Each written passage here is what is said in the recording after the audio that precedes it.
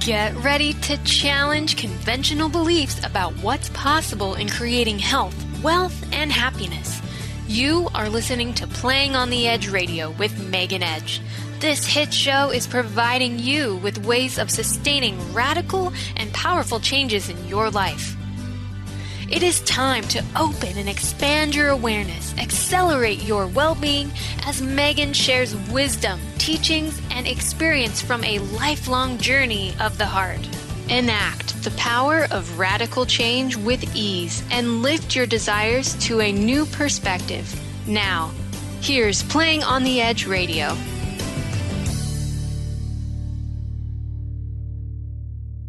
Radical change with ease. Do you remember, Pat, when you mixed it up and it was radical ease with change? It was something like that, wasn't it?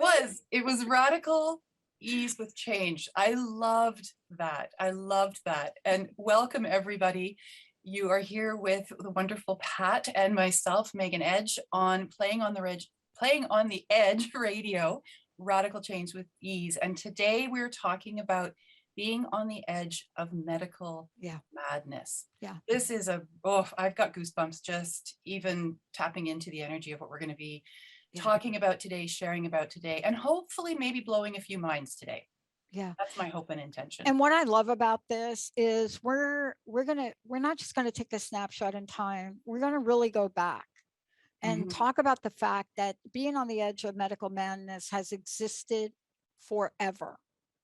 It goes as far back as belief and disbelief in ancient healing traditions. It goes and it evolves itself through the age of discovery and the age of science, but it also goes through and evolves itself to the discounting of things that came before what we now know as conventional medicine. And so this show today is about what? It's about this. You know, when we talk about medical or medicine, we have a snapshot of the world today, but we have to look at how we even got here as human beings, how we weren't completely annihilated from every bug, every virus, every pimple that showed up in our lives. How did this happen 2,000 years ago? How did people live, survive, and thrive? How did that happen then? And why, as we move forward, do we create the medical madness by wanting to discount what people in indigenous countries are using now and are not sick? Hello. And well, not only indigenous peoples, but whole cultures. Look at Chinese medicine, look at Ayurvedic medicine. Go to any pharmacy in Germany or France, and you'll find the shelves are full of tinctures and supplements and plant medicines. And really, when we ask the question, how did we get here? How is it that we managed to survive the last 5 million years of evolution? Well, we did it by evolving alongside the medicines that kept us healthy. But more than that, we learned how to live well.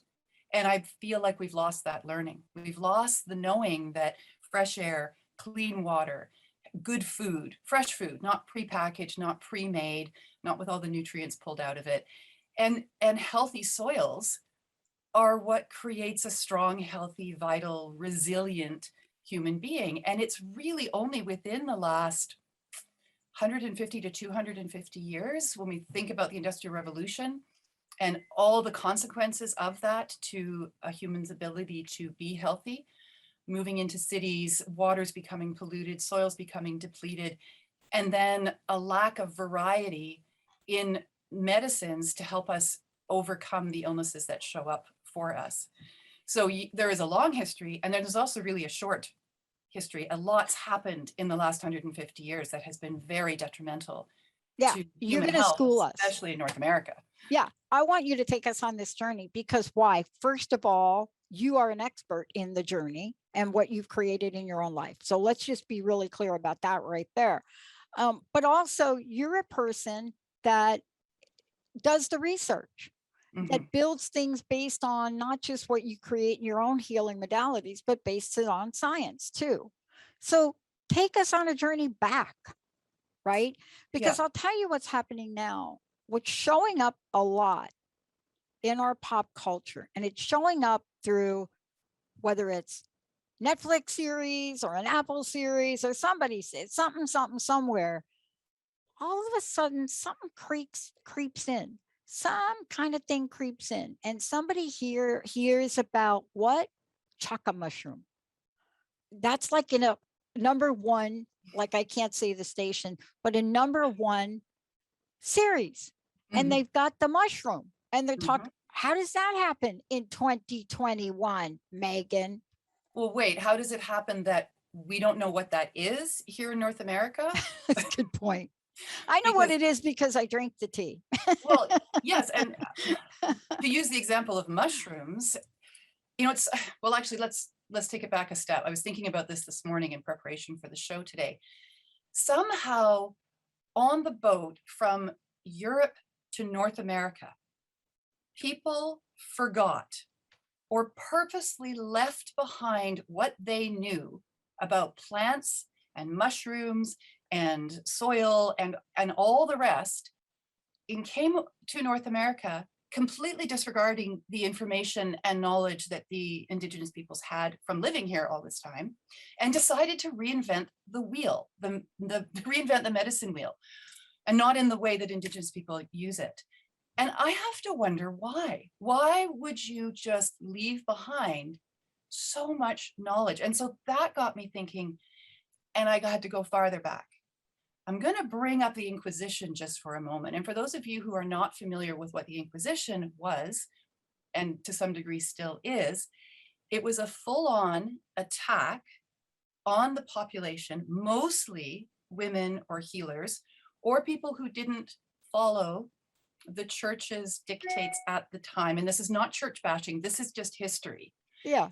And an all-out attack on the herbal healers, because the politics behind that was that if the people can't look after themselves and be healthy themselves, then they will turn to the church, and the church will absolve them of will keep their soul from disarray and whatever else.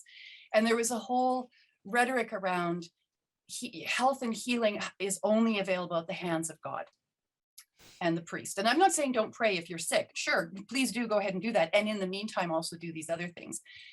So you get this glut of knowledge that is no longer available because you've killed the people who carry the knowledge. You've killed the healers, the wise women, you've killed the doctors of the past. And that paves the way for a new kind of medical model. And that medical model is based on a very masculine model, to the point where in the earlier part of the last century, and right up until very recently in parts of Canada still, it was illegal to practice midwifery. It was illegal for women to practice medicine. That's in the US in the late 1800s, early 1900s, those few brave women who pushed their way into medical school to say, no, we need to know this as well. And there's a whole history that's been lost of women in medicine. That can be a whole other show. It's fascinating when you actually find the history again. And then as women came back into medicine, they were relegated to the nursing role and not encouraged to take on leadership roles. So we have a very masculine model of healing. And again, that's not bashing male doctors. It's that masculine role model of healing, and the way that with the Industrial Revolution and industrialized medicine, we started to create a model of medicine that compartmentalizes the body, sees the body as a machine, and then dissects it into its working parts with a complete disregard for the whole system, how things interact, and the effect and impact of the environment on the individual. And so fast forward to today, and now we're working in a medical model where there's a belief that one size fits all, and that there are no exceptions, and there is nothing else but the pill, but the medicine. to help heal somebody. Yeah.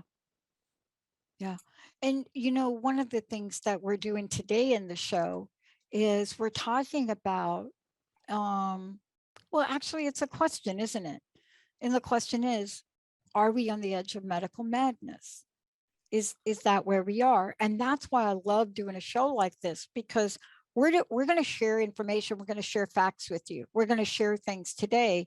And you have to decide this, because when you step back from it, you, me, all of us were at a choice point, right? Mhm. In the last show, they heard me talk a little bit about my own healing journey and how everything that I had known wasn't working Mhm. because I knew one model of medicine in 2003, right? I had a little bit introduction to energy because I went on a path to study that, to understand sacred ritual.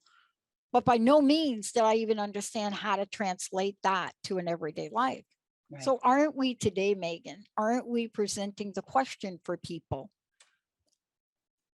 Are you on the edge of medical madness? What do we mean by that? Let's talk about what we mean by that. Yeah, and that's a really great place to start. What do we mean by medical madness? For me personally, medical madness is when we are not given options. Mm. We are informed that it is this way, or there's nothing else. Mhm. It's a pill, it's a vaccine, it's a radiation treatment, it's a fill in the blank, and that there is no creative thinking or critical thinking. And again, it's not that this is every doctor, but I have come across a fair number of them at this point in my journey, my daughter's journey, my mother's journey, where there is simply no spark of curiosity. It is as it has been presented. The other aspect for me about medical madness is when we look at who is controlling the medicine in North America and what is the interest and motivation that those who control the medicine, what is their motivation? Why is there such tight control over this medicine or these medicines when we only have to scratch the surface to understand that there are so many other options? And then the third definition for me around medical madness is when there is a complete disregard, shaming, character slander on anyone who dares to suggest that looking after yourself through food, nutrition, exercise, clean water, faith, whatever it is, has a significant impact on how healthy a person is going to be.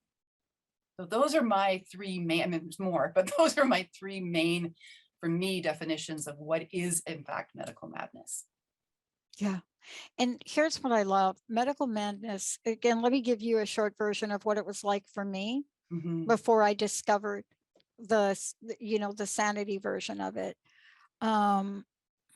Susan Dene does a show and she hasn't started yet, but her brand is called Know You're Crazy. That's to know those parts of you that make you feel crazy, right? That's a short version of it. What made me feel crazy after a lifetime of success, corporate jobs, the whole gamut, successful athlete, whatever you want to call it, right? Mm-hmm. What made me feel crazy in 2004 was not having answers and not having options and not having alternatives. Right. And believe it or not, it was the angel lady who pointed me to natural medicine in the strangest way by giving me a conventional problem. So when we talk about medical madness or any form of this, what people say, Megan, is I feel totally shackled by not having the freedom to choose. Yes. See, that is the freedom we have. And when we don't have that freedom to choose, when we have to go to another country to get a modality for cancer that actually works in that country, people feel like I'm running out of options. I'm running out of choices. I feel hopeless, don't they? They do. And it's a very real experience because sadly, our conventional medical system is very limiting in what it is willing to accept as possibilities and and choice. And one of the things that's really come up for me over the last year and a half is about informed consent. It's about having access to the information itself, to the research itself. I've said so many times on Facebook and to clients and to just family and friends in general, do your own research. And it's one thing to say that, and I do my own research, but I realize that where I'm looking for my information isn't readily available to somebody who is just typing into Google cures for cancer, or how to deal with viruses, or how to boost your immune system. Unfortunately, if they're just looking at the first page of a Google search for that, they're not going to get very far. It's not enough to simply say, just do your research. Right. What's more helpful is to say, look over here. Here's what PubMed is. Here is how this is a resource for you. Here's how to navigate a scientific research database. And here's how to read the information about all the studies that are being done. And most people don't know how to do that. And I certainly didn't know how to do that until I started, and had a few people show me, here's what PubMed is, or here's what, there's another one called Med something. Anyway, we can find the links and put them in for people. Yeah. And let me just come out and say this before we go to break. I'm going to give something specific, really, right out of the gate. And I'm going to cite empirical research on it for anybody that's like YouTube and monitoring and Facebook. Let's talk about Reiki for a moment. Now, how is it Reiki, R-E-I-K-I, and maybe Olivia and y'all can, just make sure you type that in so people see it. What happens when once upon a time it's considered alternative, and then now it's starting to show up in empirical research in journals? And so I'm saying this because what I'm about to say, I'm going to say it from the research, empirical. And you could Google it. You can Google empirical study on Reiki. And what you're going to find are scientific studies, clinical studies, and scientific evidence, right? And when you start to look at these and you look at them from mixed methods of studying, because I'm a researcher, when you look at them from this point of view and you look at the evaluation, you're going to get two things: quantitative, qualitative, and a mixed version. I am a mixed version specialist. I take quantitative and qualitative and I put them into empirical form. So now what you have are studies, including studies that have come out in 2019. Why? Why are we getting these studies in 2019? Why are we talking about Reiki as a growing complementary therapy?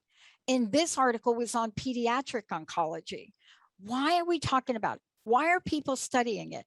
Why are they now having empirical results, right? Where 61% were analyzed. This amount happens. This demonstrates. So why are we now having an empirical article that says this study demonstrates the feasibility of using Reiki therapy in pediatric cancer patients undergoing HSCT? Furthermore, these studies evidence that trained pediatric oncology nurses can insert Reiki into their clinical practice as a valid instrument for diminishing suffering of cancer in child. Hallelujah. Hallelujah. And I love it. And how is it that this is happening right now in 2019, 2021, 2022? Because people have lost faith in conventional medicine. They have watched their loved ones die. They have reached that point of frustration. They're tired of being told, this is it, this is what you've got, and you have to learn to live with it for the rest of your life. I think that there is a significant portion of the population, both at the professional level and the personal level, who are starting to think critically about what they've been taught about medicine and are starting to look for something else. As a Reiki master, I was taught in all of my trainings the whole process of Reiki. I was taught the history of Reiki, the man who created the original Reiki, the Usuri Reiki, and the sorts of research that's happening now validates what his experience was when he first started to create Reiki, and what so many generations of Reiki practitioners have experienced. And then taking that experience and turning it into other types of energy healing, like my intuitive energy massage, which incorporates Reiki, but also has a whole bunch of other things. And And in fact, before the world shut down last March, a colleague of mine and I were starting to do scientific research on intuitive energy massage. Right. And looking at what's happening. Why are people having these amazing healing experiences with this? What's going on in the body, and how can we chart what's happening with brain waves, and what's happening with blood flow, and all of these amazing, amazing things. It's becoming mainstream because it's worked for enough people that we've hit a tipping point. And that tipping point is, if this is working so well anecdotally, maybe there's something to it. And now science is validating ancient forms of healing, whether it's plant medicines, essential oils, energy healing, chakra work, whatever it is. There's finally enough interest in taking this from the woohoo realm, where it gets dismissed, to the, there might be something valid here. Mm-hmm. Let's see what we can do with it. And that's a beautiful blending of science and research and modern conventional medicine and what we consider to be alternative or ancient medicines. Mm-hmm. Beautiful. And I want to be really clear about this, because we're talking about medical madness when we get to the point where we're not allowed to choose. Mm-hmm. That means if I break my leg, I get to choose going to Dr. Boone and like saying, Dr. Boone, put my leg together, right? Mm-hmm. Or if I get to, like I made a choice to get 2 new knees, I want to go and Dr. Boone, pull out your robot. Make this happen, right? And then go on the journey. But then I also want to be able to choose, yes, I'm going to go through everything that conventional medicine wants me to do. And can you please give me the option then, paid by insurance, which it doesn't, mm-hmm. to then go over here and get a modality that will take care of my scar. Right. And, that may be an injection which has been used so anciently. We have had certain modalities that literally will take a scar to heal. I mean, talking, people in the Amazon, I'm talking about people that knew to take a massive scar. And by taking herbs, they have their own form of injection, not what we have today, but have treated that wound. Yeah. In certain ways. How do we know it? Well, we've gotten some of their secrets. Thank you, Amazon John.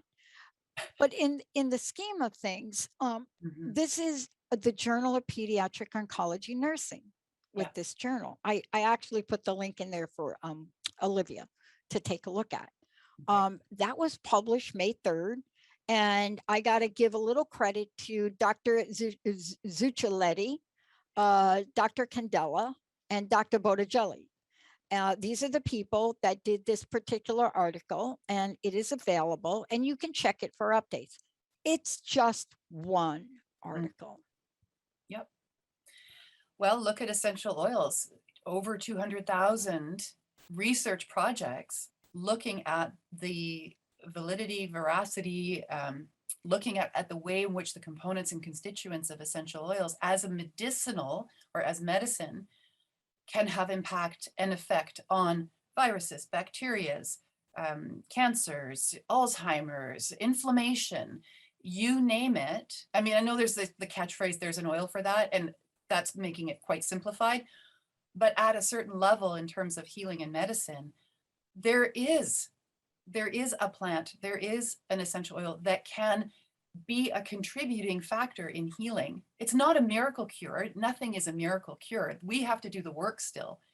But to completely dismiss an entire area of research. Mm-hmm. Oh, let me blow your mind on this. Okay. All right, before we go to break. Yeah. Journal article published October 1, 1997. That's like a few years ago. So I'm going to give you the old one. Mm-hmm. Essential oils and aromatherapy, their modern role in healing. In the abstract of this article, it goes on and it says very simply, it's one of the most active growing forms. They call it at this time alternative medicine, combining massage together with counseling, right? So they go on. Yeah. And then they go on to talk about in the abstract that stress-related disorder aromatherapy encourages healing. And they go on to say that. Mm-hmm. They go on to say that when they get down to the actual mode of action of essential oils, Here's what they say. This is 97 now. When we come back from break, we'll give you an update. They say the actual result is far from known, although there is evidence that essential oils can act as an antimicrobial and antioxidant agent or have a pharmacological effect on various tissues.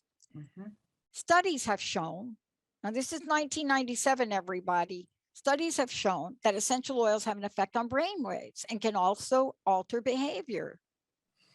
It is possible that most of the effect of the oils is transmuted through brain via olfactory, but we now know also it's transmuted through the skin. And it says used professionally in safety can be a great benefit to adjunct or conventional medicine or simply as an alternative. Thank you, Liz Bulchin, for that. That is an article, and it came out of the Royal Society for Public Health. Royal Society for Public Health.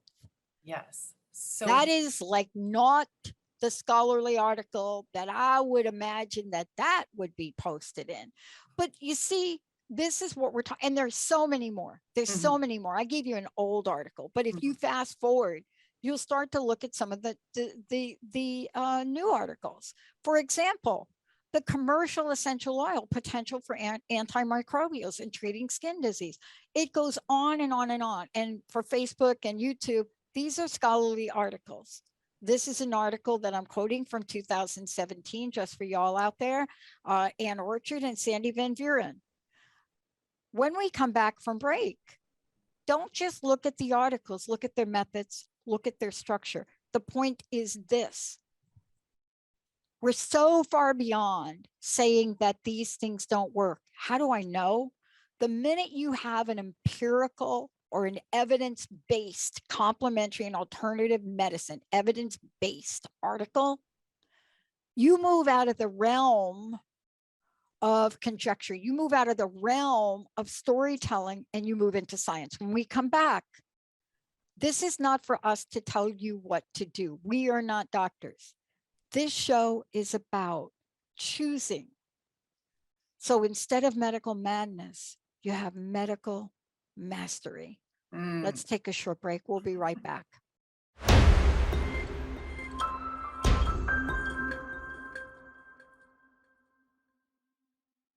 Hey, everybody, welcome back. So great to have all of you tune us in and turn us on. And by the way, you are listening to, and this is really kind of cool because this is a show Megan and I do every month. It's Playing on the Edge Radio, and it's with Megan Edge, Radical Change with Ease. Today, we're having a conversation which has more questions than answers, which is on the edge of medical madness. And we describe medical madness in a couple ways from our perspective, but what does it mean for you? What does being on the edge of medical madness mean for you? And it could mean so many things, right? This is where you get to decide this. Before we go to the phones, can you just let folks know, one, how they can find out more about you, but also what are some of the other things that you're doing and planning? Yes, absolutely. Well, certainly Transformation Talk Radio, you can find my profile right then and there, and you can see all of our shows that we've done for the last 4 years. This is show 48. Can you believe it? I love it. I love it. So there, congratulations to us. Yes, congratulations to us. Let's get to 50. we'll have a big bonanza show. You can certainly find me at my webpage, which is meganedge.ca. And then YouTube, we've got a beautiful YouTube channel filled with all kinds of resources and workshops and our radio shows and there's all sorts of things there. And that's Megan Edge Healing, Megan Edge Healing on LinkedIn, Megan Edge Healing on Facebook, and Megan Edge on Facebook. I'm on Instagram, and I've just recently opened up and I'm launching my new Etsy store. And I'll show you our beautiful, this is our new branding that we've got here for it. Isn't that awesome? Yeah. Beyond the Garden Gate Botanicals. Beautiful. And isn't that gorgeous? Yeah. Yeah. And this is all about plant medicines and essential oils and the various products that I have been researching and then making over the last couple of years and bringing them now onto a platform where people can purchase them from me for their own use as a complement to whatever other medicine they might be using. Because for me, it's always about building bridges. It's always about that meeting in the middle. And that's why we're talking about this today, because, you know, my version of medical madness had more to do with two major events. One of them was an event that one day I was sitting and the next I was in an ambulance, and I went through months of tests, so many tests, hooked up to so many things. You know, folks were like, we didn't think you were going to come back. And I'm like, where'd I go? And so you go on that journey, and that's a journey I started before I started this, before I knew anything about it. So you're reading reports, you're looking at tests, you're not understanding them, you know, but you really don't feel empowered. You don't know that you can even ask the questions. And then when you do, and you're told, well, we discovered a couple of really cool things about you. And then they throw out words like spectrum, and you're thinking it's a color palette, and you go off in your world, right? And then you have another event. But you get to the point sometimes where the answers just don't make sense. Yes. And you ask different questions. Yes. Okay. Now, having said all that, we had Steve on the phone. He was going to come on and make a comment. But Steve, if you're there, please give us a call back. This is a show where everybody gets to decide what this is for them. You know, we're not telling you what you should define as your medical mojo. No, we're not. What it is for me, Pat, is it's about finding out and understanding where an illness comes from or why an injury happens. It's not enough for me to be told by a doctor, well, we don't know. We know you have this symptom, but we don't know where it came from. And we're not really going to find out for you because we've got this medicine that we know will help with that symptom. Maybe, sometimes, maybe there'll be side effects, but here, take it anyways. And this is the experience that I've had not only with my own health, but with my daughter's health as well.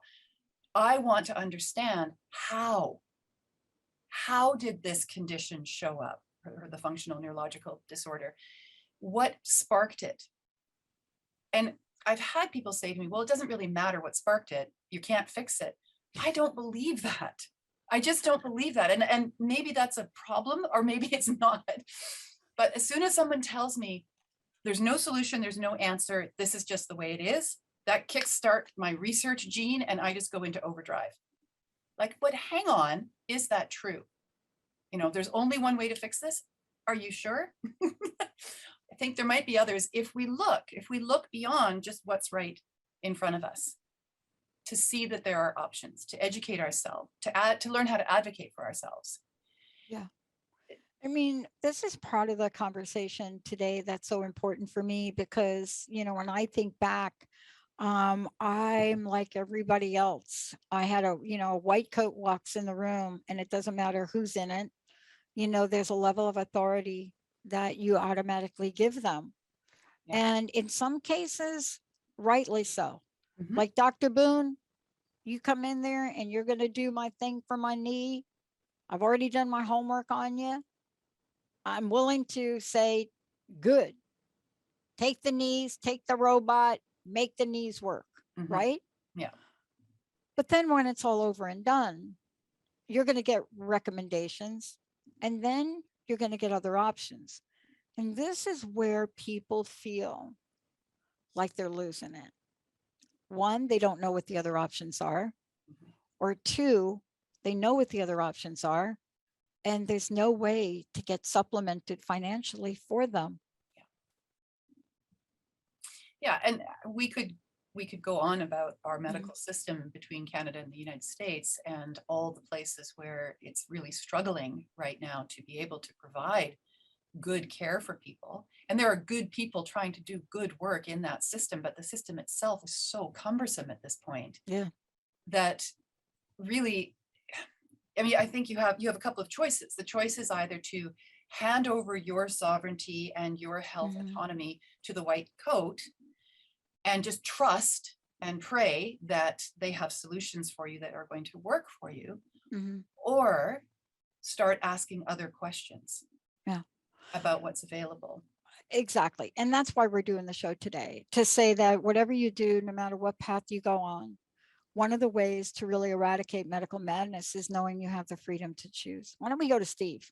I think Steve's back. Steve from Atlanta. Hey, Steve. Hey, Steve, welcome to the show. How can we help you today? Thank you so much. I just wanted to say, first of all, thanks for having me. And Megan, Dr. Pat, a really great conversation. We really need to have more of it. Thank you. Thank you, Steve. You know, we're trying our best. And you noticed in this particular show, we are supporting things we're saying with evidence because we don't want this show to be censored or taken down. So we're very mindful to not just give our perspectives, but to give people things that they can look at and make decisions for themselves. Do you see the value of that, Steve? Yes. Yeah. You know, Steve, it's really great that you called in with that. Thank you so much, because sometimes we do know whether we're meeting your needs and we're bringing you the kind of programming that you deserve. And so getting that feedback from you is greatly appreciated. Thank you so much, Steve. Absolutely. And I did have a couple of comments, if I may, just from what I heard earlier. Go for it. Go ahead. Yeah, great. So first, I wanted to say I completely agree with Megan. She made a comment earlier about how conventional medicine can really feel restrictive. And I had a very good conversation with a good friend of mine who's a doctor who talked about from his perspective that one of the major issues we're having with conventional medicine, and he even sees it as a doctor, is that you have to find a doctor that's willing to listen to you and really hear your concerns, and not just dictate to you what his or her experience as a doctor suggests you should do. And if you find that doctor, then certainly conventional medicine becomes a much greater option for you in what you're terming this medical madness, which for me, the way I define medical madness, and I understand that this is just purely empirical, but for me, what I find to be medical madness is the fact that so many people are making decisions about their own health without really considering the impact on others around them, and how much lack of information is out there. And so that brings me to the idea too, to Megan, you talked about choices. That absolutely choices in the medical field have to be there for us. It's our bodies, it's our choices. And one of the things, though, that I would say about making your choice, like for me, I was afraid to be vaccinated because of underlying issues that I had. And I didn't know where to turn to get the information I need. But the thing that I'm finding, like with COVID specifically, because I just covered, is that COVID really isn't the issue. The issue is that COVID is finally forcing us to explore just how connected we are, because we're making decisions that impact our families, our communities, and even have global impact. I mean, it's kind of crazy. We don't even tend to think along those lines day to day. But regular Jane and Joe Blow are making decisions that impact everyone. And I think if we have to reframe the conversation so that we're thinking in terms of what impact does our decisions have. And the last thing I just wanted to say, I don't want to take all your time, but with research, I hear all the time about research, and the one thing I would say about that is, if anyone does their research, understand what that means. Like, research isn't just Googling something, and I think I heard both of you talk about that. It isn't just Googling something. No. Part of the research is understanding who wrote the research that you're reading and what's their agenda. Why did they put that research out there? Understanding who wrote that, because one of the issues we're having in this medical madness, too, is that people are researching information that already fits what they think. And if you're doing that, that's not research. You have to be prepared to learn things that you're not comfortable with if you're truly going to research. And so I would just want to throw that out there. Yeah, by the way, that's a really good point, Steve. In the research field, right, we call that stockpiling your agenda.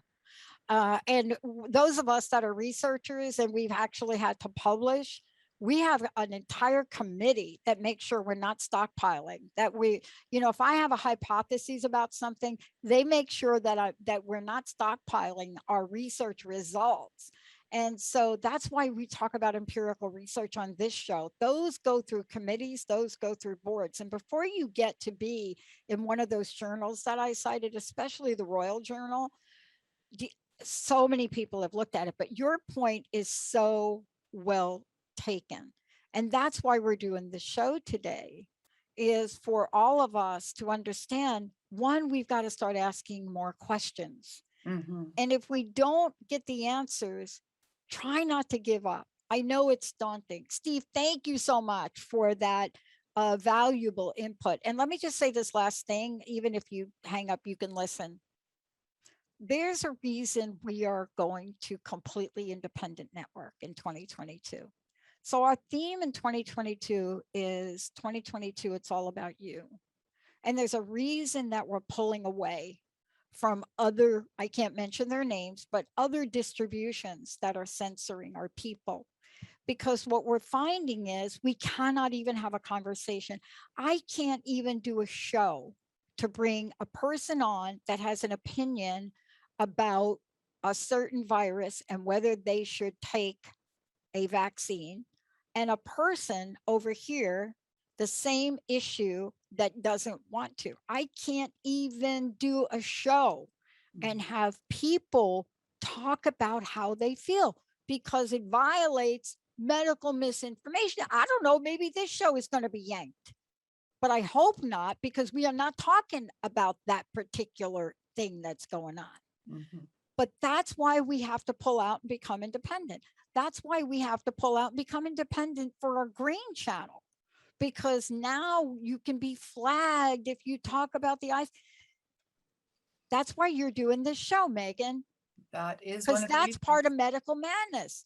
When you can't talk about stuff. Yes. And as you know, thank you, Steve. Yes, thank you, Steve. As you know, from many of the shows we've done over the past year and a half or so, and even before then, we've really been looking at what is underneath this medical madness. What are people afraid of that they're going to learn or know, or that others are going to learn or know, that may be contrary to a mainstream narrative that's being said by certain peoples and industries?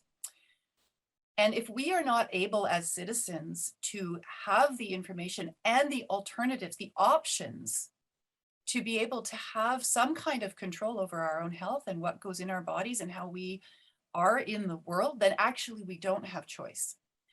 And right now, there is very little choice being presented to people. In fact, I would go to so far to say, at least in my country, there is no choice being offered beyond a particular mandated thing. Yeah. You know, here we have something really paradoxical happening, and we'll probably have to do a show about it. I think you and I did a show about it once before. It was really a fired up show. But in the United States, we have states that are actively violating a constitutional amendment on Roe v. Wade. We have states like the state of Texas that is put in the most restrictive, ridiculous, in my opinion. I mean, honestly, if you even call from another state and try to help a woman in the state, or not even a woman, help the partner of a woman in the state of Texas, there's a $10,000 bounty on you. And if you Google and Facebook don't believe me, you can Google that yourself and look it up. But this is something that is so far out of what we know, in a place where we thought we were protective. So On the Edge of Medical Madness goes beyond what you and I are talking about today. Because if you are a woman and you think in the United States you are protected at the federal level, and you find that that federal level has no bearing whatsoever, because individual people can yank your rights away from you, like my mama used to say, faster than you could shake a stick. And in this case, it is medical madness. It is horrific what's happening in Texas. And I'm not saying like, it doesn't matter if you're pro this or pro that. No. This is a matter of, wait a minute. You're controlling my body? Hello. One thing I think is really important to speak to is that people are not just lying down and taking this. People are standing up. People are standing up. And in your country, they are a lot. well, no, they are in your country too. We They don't are. get to see it all because the censorship is not just about medicine. It's about people right. coming together and demonstrating strength in numbers. And unfortunately, mainstream media is not in the habit of letting us see when other people are doing something that might encourage us to do the same thing. And that's not a conspiracy, that's just the truth. But when you start to look again past the first page of Google, and that was, Steve, it was funny that you mentioned that, because what I was trying to get to was go past the first page of Google. First page of Google is not going to give you the kind of in-depth research that we're talking about necessarily. People are standing up, doctors are standing up, immunologists are standing up, cardiologists are standing up, people who are top in their field around the world are gathering together and saying, this is medical madness and we are not going to be party to it. So if you are in our audience, if you are listening to this and you are feeling desperate or like that you're alone or that you're the only person in your whole family or your whole set of friends who has this crazy notion that as human beings, we should have the right to make medical choices for ourselves, you are not alone. Yeah. There are hundreds of thousands of people, millions of people around the planet right now who are saying to their governments, no way, not me, not my body. This is my body, my choice, my business. And I need to be able to make that choice. So you're not alone. And that's why we're creating the forum we're creating, because you can't go to one of the top social media places and start to put your opinion about this in there. Mm-hmm. And, you know, it's so fascinating to me because censorship has been that of government in the past. This is private censorship. This is a whole nother animal. Do you know what I'm saying? I know what you're saying. Yeah. I mean, government is one thing. Yeah. And I don't care, government, you put whatever that means to you. State, local, providence. But private censorship is really fascinating. It's like a new toy. And it's interesting because we were talking about this as we were putting the show together, you know, follow the breadcrumbs. Follow the breadcrumbs. Who benefits most from medical censorship? Who benefits most from us being able to have an open conversation and share not only our opinions, but our stories, our anecdotal experiences that we've had? Who is it who's benefiting from a monopoly of medicine? And then who are they in bed with? And this is a whole other episode, perhaps, or maybe not, I don't know, but it doesn't take very much effort to start connecting the dots as you follow the breadcrumbs. And it's not a comfortable place to go for a lot of people, I would say for anyone, because the implications are fairly staggering, like they are staggering. When we look at control of medicine, control of the release of treatments that would help, not being able to have access to really simple things like supplements and vitamins, or the information about them and why they're helpful to us, not being given protocols for early treatment of various things, having that not made available. And then the bigger question of why and what's the motivation for that. That's kind of the thing. Those are the stuff of nightmares that keep you up at night. At least they do keep me up at night. It's so deep. I mean, I have a friend that is really done his own research as a doctor with NAD and looking at the intravenous, the IV effects of that and what it's doing to really build stamina and help people. And I mean, there's so many aspects to that. And, you know, what I find about that is you can go and peel back the layers and find that information.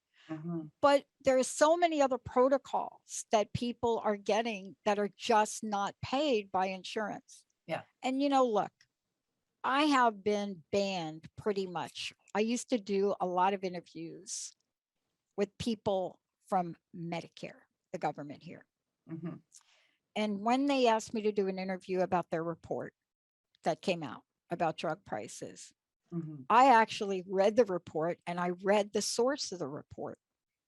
And actually, it was one of the most powerful interviews I've ever done. As a matter of fact, I have to tell Linda we need to re-release it, because I was all for it until I found out the misrepresentation of the data.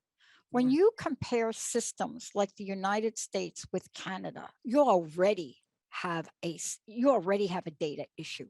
Mm-hmm. You can't. And then you decide you're going to pick a country like Italy to compare it to. And then you're going to pick a country like the Arab Republic. And you're thinking to yourself, how does this even make sense? Mm-hmm. But if we don't keep speaking out, if you're not going to stay on the edge, Megan. Yeah. I want to leave us with something that is pretty edgy, pretty darn edgy. I'm going to share a link. It's going to spell it out. And I'm going to invite our audience to follow this link to a page on the NIH website, National Institute of Health website. And I will invite you to look at the second medication that is listed on that page for use in treating the virus that shall not be named. Okay, so here is the address. It's @govtable2characteristics of antiviral agents approved or under evaluation for COVID-19 treatment. This is from the NIH website. Yeah. I invite you, as part of your research, to type that in to whatever search engine you're using. And please look at the first medication. Yep. And all the counterindications. And then please look at the second. And know that as of July 8th of this year, that second medication was approved and listed on that NIH website. And I just want to be clear about what NIH is, so we're not flagged for this. For those of you out there that are monitoring this, NIH is the National Institute of Health. NIH is a government agency. So we are referring people to a page on a government agency website for this information. Just want to be really clear as you move forward. And by the way, Olivia or whoever edits this can put that link in there. But I just want to be clear, NIH for everybody out there. So, you know, it's like a National Institute of Health, NIH got a lot of great stuff on there. But what we're talking about, Megan is very specifically sending you to. Megan, thank you so much for today. Thank you, Pat. And thanks, Steve, for calling in. That has been a really amazing conversation. And I do hope that it helps others feel more comfortable having a similar conversation with their lives if they need to. Yep. In one of the future shows, what we actually hope to do is actually do a show, medical scientific, on COVID efficacy when you are under other protocols like rheumatoid arthritis medication. Please do not delete this. This is a medical journal statistic, which we will be talking about in the future. Megan Edge, I'm Dr. Pat. We see you next time. You've been listening to Playing on the Edge Radio with Megan Edge. Tune in each month on Transformation Talk Radio and the Dr. Pat Show Network, providing you with ways of sustaining radical and powerful changes in your life. If you've missed any part of this episode or want to find out more about Megan Edge, visit her website at meganedge.ca.